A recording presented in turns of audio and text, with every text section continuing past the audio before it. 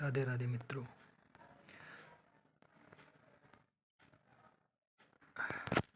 राधे राधे मित्रों, मैं आपका दोस्त निखिल आपके इस क्लास में आपका स्वागत करता हूं। जैसा कि हम जानते हैं कि हमारी आगामी वैकेंसी यूपी पुलिस होने वाली है, उसी को ध्यान में रखते हुए मैं आपके सामने लेके आया हूं जीएस का एक 36 क्वेश्चनों का पूरा प्रैक्टिस सेट। आप लोग शुरुआत से लेके लास्ट तक पूरी वीडियो देखिए और उसके बाद इस टेस्ट का एनालिसिस करिए और बताइए। अगर आप सबको अच्छी लगे तो कमेंट ज़रूर करना। मैं आपके लिए ऐसे और बहुत सारे सेट लेके आता रहूँगा। चलिए बिना किसी देरी के स्टार्ट करते हैं हम अपना टेस्ट, जिसमें पहला क्वेश्चन हमारा है, जिस तापमान पर वायु में जल वाष्प संघनित होना शुरू कर देगा उसे क्या कहा जाएगा। तो इसका जो आंसर है हमारा ऑप्शन नंबर सी, जिस तापमान पर वायु में जल वाष्प संघनित होना शुरू हो जाती है उसे ओसांक कहा जाता है। चलिए देखते हैं क्वेश्चन नंबर 2, एक प्रकाश वर्ष क्या मापता है। दूसरे का आंसर नंबर बी, दूरी।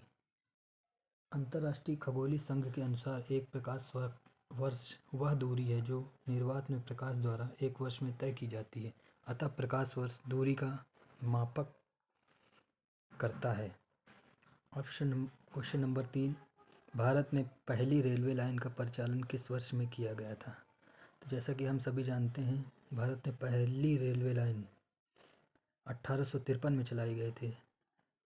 उस समय का हमारा शासनकाल लॉर्ड डलहौजी का था, 1848 से 1854 तक। यह रेलवे लाइन 34 किलोमीटर दूरी के बीच चलाई गई, मुंबई से थाने तक। गवर्नर जनरल लॉर्ड डलहौजी के समय 1853 में बम्बई से थाने के मध्य भारत में पहली रेलवे लाइन का संचालन किया गया था और यह संचालन करने वाला कंपनी का नाम ग्रेट इंडियन पेनिनसुला रेलवे था। बुद्ध ने अपना पहला उपदेश कहाँ दिया था। तो बुद्ध ने अपना पहला उपदेश सारनाथ, ऑप्शन नंबर ए, सारनाथ में दिया था। क्वेश्चन नंबर 5, पूर्व वैदिक काल में समाज के विभाजन का आधार क्या था। क्वेश्चन नंबर 5 का हमारा आंसर होगा डी, पेशा। पूर्व वैदिक काल में समाज के विभाजन का मुख्य आधार पेशा, कर्म रखा गया था। क्वेश्चन नंबर 6, ठोस कार्बन डाइऑक्साइड को भी कहा जाता है। ठोस कार्बन डाइऑक्साइड को शुष्क हिम भी कहा जाता है। इसे ड्राई आइस के नाम से भी जाना जाता है। आइए क्वेश्चन नंबर 7 देखते हैं। अल्फा कण आवेशित होते हैं। पूछ रहा है अल्फा कण में कौन सा आवेश पाया जाता है। तो इसका बी, धनात्मक। अल्फा कणों में धनात्मक आवेश होता है और ये हीलियम नाभिक के समान होते हैं, जिसकी द्रव्यमान संख्या 4 होगी।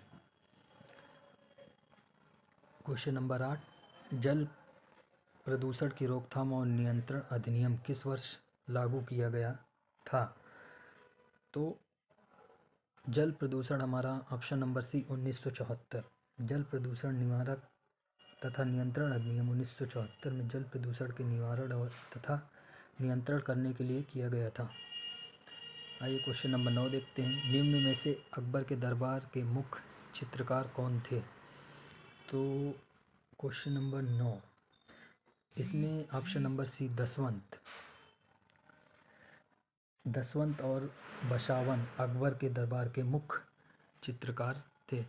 दसवंत और बगावत अकबर के मुख्य चित्रकार थे। आइए क्वेश्चन नंबर 10 देखते हैं। लॉर्ड कर्जन द्वारा जारी बंगाल प्रांत को 2 भागों में से विभाजित करने का आदेश कब दिया गया। तो ये हमारा 20 जुलाई 1905 को लॉर्ड कर्जन ने बंगाल को 2 विभागों में विभाजित करने की घोषणा की। 10 का ऑप्शन नंबर डी। आइए चलते हैं क्वेश्चन नंबर 11 पे देखते हैं। क्वेश्चन नंबर 11 पे कौन सा क्वेश्चन है।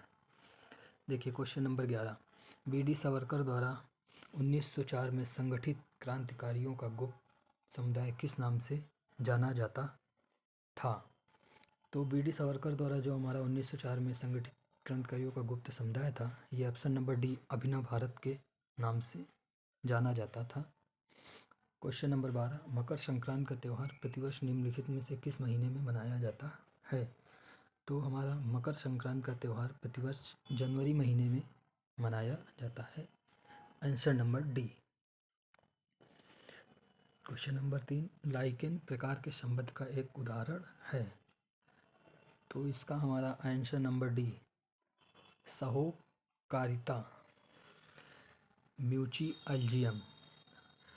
लाइकेन सहोकारिता म्यूचुअलिज्म संबंध का उदाहरण है। लाइकेन नीले हरे शैवाल और कवक के तंतुओं के बीच एक मिश्रित सहजीवी संबंध है। लाइकेन प्रायः वायु प्रदूषण, विशेष रूप से सल्फर डाइऑक्साइड के प्रदूषण के लिए उपयोगी जैव संकेतक है। ये हमारा जो सल्फर डाइऑक्साइड गैस होती है उसमें प्रदूषण की मात्रा को दर्शाता है। लाइकेन एक संकेतक के रूप में कार्य करता है। आइए क्वेश्चन नंबर 14 की तरफ देखते हैं। निम्नलिखित में से कौन से सूक्ष्मजीव के कारण प्लेग रोग होता है? तो हमारा प्लेग के लिए जो ऑप्शन नंबर ए जीवाणु नामक सूक्ष्मजीव के कारण प्लेग रोग होता है। प्लेग एक प्रकार का इन्फेक्शन है जो पेर्सिनिया पेस्टिस नामक बैक्टीरिया के कारण होता है। यह बैक्टीरिया मुख्य रूप से चूहों में भी पाया जाता है, प्रमुखतः चूहों में पाया जाता है। तो 14 का ऑप्शन नंबर ए जीवाणु। आइए क्वेश्चन नंबर 15 देखते हैं। दिलवाड़ा जैन मंदिर है। दिलवाड़ा जैन मंदिर बताइए कहाँ पे स्थित है? दिलवाड़ा जैन मंदिर हमारा माउंट आबू में आरावली पर्वत पर स्थित है, जिसको सोलंकी शासक भीमदेव प्रथम के मंत्री विमल शाह के द्वारा बनवाया गया था। यह हमारा आरावली पर्वत राजस्थान पर बना हुआ है। आइए क्वेश्चन नंबर 16 की तरफ देखते हैं। भारतीय प्रतिभूति और विनिमय बोर्ड की स्थापना किस वर्ष में की गई? तो हमारी भारतीय प्रतिभूति एवं विनिमय बोर्ड की स्थापना 1992। ऑप्शन नंबर ए भारतीय प्रतिभूति और विनिमय board SEBI security exchange board of India की स्थापना 1992 के प्रावधानों के अनुसार 12 अप्रैल में 1992 को हुई थी। यह एक वैधानिक निकाय है जिसका मुख्यालय मुंबई में पाया जाता है। वर्तमान में सेबी की अध्यक्ष माधुरीपुरी बुच्चे जी हैं। आइए क्वेश्चन नंबर 17 देखते हैं। विश्व में जूट के उत्पादन में भारत का क्या स्थान है? तो ये हमारा पहला स्थान है। ऑप्शन नंबर ए। विश्व में सबसे बड़ा जूट उत्पादक देश भारत है। पश्चिम बंगाल में देश के कुल जूट उत्पादन का 50% किया जाता है, उत्पादन किया जाता है। आइए क्वेश्चन नंबर 18 देखते हैं। कृषि क्षेत्र में गोल क्रांति का संबंध किससे है? तो कृषि क्षेत्र में गोल क्रांति का संबंध हमारा ऑप्शन नंबर डी आलू से है। हरित क्रांति, जैसा कि हम जानते हैं, हरित क्रांति खाद्यान्न उत्पादन से संबंधित है। श्वेत क्रांति हमारी दुग्ध उत्पादन से संबंधित है। पीली क्रांति तिलहन से, उसी प्रकार गोल क्रांति आलू से संबंधित है। आइए क्वेश्चन नंबर 19 देखते हैं। भारत के आर्थिक विकास के लिए शहरीकरण किस पंचवर्षीय योजना का उद्देश्य था? तो क्वेश्चन नंबर 19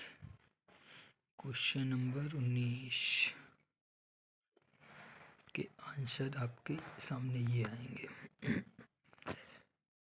इसका जो क्वेश्चन नंबर 19 का ऑप्शन नंबर ए 11वीं पंचवर्षीय योजना, आर्थिक विकास के लिए शहरीकरण 11वीं पंचवर्षीय योजना 2007 से 12 का उद्देश्य था। इस पंचवर्षीय योजना में शिक्षा के लिए विषय वस्तु की एक थीम थी जिसका शीर्षक टाइटल था अनिवार्य प्रारंभिक शिक्षा। आइए क्वेश्चन नंबर 20वें की तरफ देखते हैं। कंगारू इस देश का राष्ट्रीय प्रतीक है। जैसा कि हम सब जानते हैं, ऑस्ट्रेलिया क्रिकेट टीम, उसी से इसको आसानी से याद किया जा सकता है, जिसका आंसर है option number D Australia. Kangaroo उनका राष्ट्रीय पशु है और यह एक स्तनधारी पशु है। कंगारू केवल ऑस्ट्रेलिया में ही पाए जाते हैं। क्वेश्चन नंबर 21, कौन सा दर्रा सिक्किम को चीन के तिब्बत स्वायत्त क्षेत्र से जोड़ता है? तो हमारा जो ऑप्शन नंबर ए नाथुला। नाथुला दर्रा सिक्किम को चीन के तिब्बत क्षेत्र से जोड़ता है। सिक्किम में ही स्थित जेपला दर्रा से भारत तथा चीन के बीच व्यापार किया जाता था। किया जाता था या किया जाता है करेंगे तो ज़्यादा ठीक रहेगा, था नहीं, पास्ट की बातें नहीं हैं। चलिए उसके लिए क्षमा चाहता हूँ, किया जाता है। क्वेश्चन नंबर 22, निम्नलिखित में कौन सी नदी डेल्टा नहीं बनाती? तो हमारी इसमें देखिए गंगा है, नर्मदा है, महानदी, कावेरी। तो हमारी बी नर्मदा नदी। नर्मदा नदी हमारा डेल्टा का निर्माण नहीं करती है। नर्मदा तथा ताप्ती नदी डेल्टा नहीं बनाती हैं। नर्मदा नदी पूर्व से पश्चिम दिशा में प्रवाहित होने वाली तथा अरब सागर में गिरने वाली सबसे लंबी नदी है, जिसकी लंबाई हमारी ऑलमोस्ट 1312 किलोमीटर के आसपास है। क्वेश्चन नंबर 23, जोग प्रपात किस नदी पर स्थित है? तो इसका ऑप्शन नंबर ए शरावती नदी। जोग प्रपात कर्नाटक राज्य के शिमोगा जिले में शरावती नदी पर स्थित है। यह 253 मीटर ऊंचाई के एक गहरी खाई से गिरता है। 253 मीटर ऊंचाई की एक गहरी खाई से यह नीचे की तरफ गिरता है हमारा। क्वेश्चन नंबर 24, निम्नलिखित में किस क्षेत्र में प्रतिष्ठित उपलब्धियों के लिए पुलित्जर पुरस्कार दिया जाता है? तो ऑप्शन नंबर डी पत्रकारिता। पुलित्जर पुरस्कार पत्रकारिता के क्षेत्र में दिया जाता है, जिसका प्रारंभ 1970 ईस्वी में किया गया था और यह प्रसिद्ध अमेरिकी पत्रकार जोसेफ पुलित्जर के नाम पर दिया जाता है। क्वेश्चन नंबर 25, ब्यूनस आयर्स किस देश की राजधानी है? तो option number C Argentina. Argentina Buenos Aires देश की राजधानी है। चलिए आइए देखते बोलीविया की क्या राजधानी है। बोलीविया की राजधानी ला प्लाजा और वेनेजुएला की राजधानी कराकस है। ब्राज़ील की राजधानी हम सभी जानते हैं ब्राज़ीलिया। क्वेश्चन नंबर 6, आइंस्टीन को नोबेल पुरस्कार किस खोज के लिए दिया गया था? तो ऑप्शन नंबर ए प्रकाश विद्युत उत्सर्जन सिद्धांत। अल्बर्ट आइंस्टीन को प्रकाश विद्युत उत्सर्जन सिद्धांत के लिए वर्ष 1921 में नोबेल पुरस्कार से सम्मानित किया गया था। यह एक भौतिक के क्षेत्र में कार्य करने वाले साइंटिस्ट थे हमारे। क्वेश्चन नंबर 27, किस वर्ष में भारत सरकार अधिनियम 1935 में प्रावधानों के अनुसार भारत का संघीय न्यायालय स्थापित किया गया? तो इसका ऑप्शन नंबर डी 1937। भारत का संघीय न्यायालय भारत शासन अधिनियम 1935 के तहत 1 अक्टूबर 1937 को स्थापित किया गया था, जिसमें कुल 7 न्यायाधीशों का प्रावधान था, लेकिन उस समय 3 जिसमें एक मुख्य न्यायाधीश तथा 2 अन्य न्यायाधीश थे। क्वेश्चन नंबर 28, भारत के संविधान का अनुच्छेद 66 किससे संबंधित है? तो इसका हमारा ऑप्शन नंबर बी उपराष्ट्रपति का चुनाव। भारतीय संविधान का अनुच्छेद 66 भारत के उपराष्ट्रपति के निर्वाचन से संबंधित है। भारत का उपराष्ट्रपति संसद के उच्च सदन राज्यसभा का पदेन सभापति भी होता है। उपराष्ट्रपति राज्यसभा का सदस्य नहीं माना जाता है। आइए क्वेश्चन नंबर चलते हैं हम 29 की तरफ। भारतीय संविधान के अनुच्छेद 19 में कितने प्रकार की स्वतंत्रताएं हैं? तो ऑप्शन नंबर डी भारतीय संविधान के अनुच्छेद 19 में भारतीय नागरिकों को लिए 6 बुनियादी स्वतंत्रताओं की घोषणा की गई है। इसका ज़्यादा डिटेल नहीं बताते हुए जल्दी जल्दी हमें प्रैक्टिस सेट करना है, इसलिए चलिए क्वेश्चन नंबर 30 पे चलते हैं। निम्नलिखित में से कौन सा स्मारक उत्तर प्रदेश में स्थित यूनेस्को द्वारा प्रशंसित विश्व धरोहर स्थल है? तो इसका option number D Taj Mahal. Taj Mahal को वर्ष 1983 में यूनेस्को द्वारा विश्व धरोहर घोषित किया गया। ताजमहल जो कि आगरा में स्थित है, मुगल सम्राट शाहजहाँ द्वारा अपनी पत्नी मुमताज़ महल की याद में बनवाया गया था। ये क्वेश्चन नंबर 31, कौन सा कथक घराना उस नृत्य शैली के आध्यात्मिक पहलुओं पर अधिक ध्यान देता है? क्वेश्चन नंबर 31 का हमारा बी बनारस।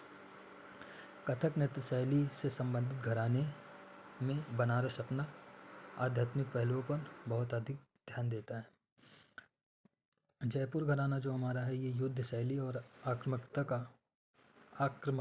का प्रदर्शन ज़्यादा करता है। लखनऊ घराना हमारा सांस्कृतिक से संबंधित है तथा बनारस घराना आध्यात्मिक से, जैसा कि हमने बताया। चलिए क्वेश्चन नंबर 32 पे चलते हैं। उर्दू शायरी में फिराक गोरखपुरी के नाम से कौन प्रसिद्ध है? उर्दू शायरी में फिराक गोरखपुरी के नाम से हमारे रघुपति साहब जी प्रसिद्ध हैं, जिनका जन्म उत्तर प्रदेश में 3 मार्च 1982 ईस्वी में हुआ था। चलिए चलते हैं क्वेश्चन नंबर 33 पे। निम्नलिखित में से कौन से स्थान पर कुंभ मेला नहीं लगता? जैसा कि हम सभी जानते हैं कि कुंभ मेला हमारा 4 स्थानों पर लगता है, जिसमें उज्जैन, इलाहाबाद, हरिद्वार तथा नासिक। उज्जैन हमारा मध्य प्रदेश, इलाहाबाद उत्तर प्रदेश, हरिद्वार उत्तराखंड तथा नासिक महाराष्ट्र।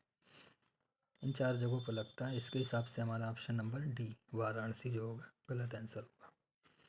उत्तर प्रदेश पुलिस के आधिकारिक ध्वज में 2 रंग होते हैं, लाल और कौन से बताइए भाई पुलिस वालों? हाँ, भावी पुलिस बताइए। 34 का हमारा ऑप्शन नंबर बी नीला, लाल और नीला रंग। 23 नवंबर 1952 को भारत के प्रथम प्रधानमंत्री जवाहरलाल नेहरू ने उत्तर प्रदेश पुलिस को ध्वज प्रदान किया था। ध्वज का आकार 4 फीट लंबा व 3 फीट चौड़ा था।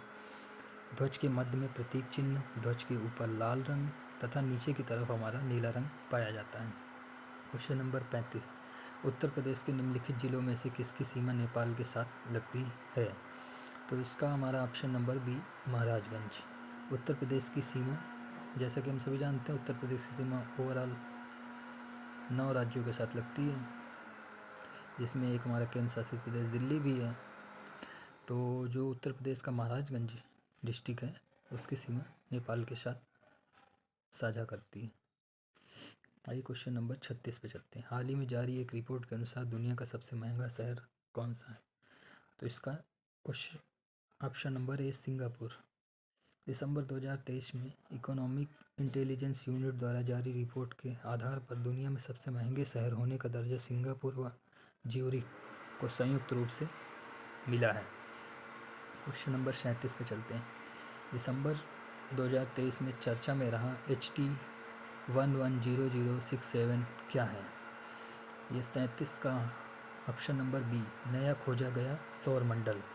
दिसंबर 2023 में अमेरिकी अंतरिक्ष एजेंसी नासा ने HD 110067 नामक तारे की खोज की, जो एक सौर मंडल का निर्माण करता है। यह तारा पृथ्वी से 100 प्रकाश वर्ष दूर, प्रकाश वर्ष जैसा कि क्वेश्चन में पीछे आया था, किसका मात्रक है? दूरी का मात्रक है।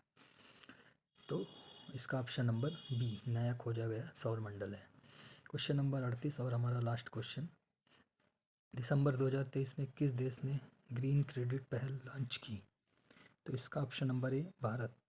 संयुक्त अरब अमीरात ने COP 28 के आयोजन के दौरान भारत के प्रधानमंत्री नरेंद्र मोदी ने पर्यावरण का संरक्षण करके ग्रीन क्रेडिट कमाने के लिए ग्रीन क्रेडिट पहल लॉन्च की।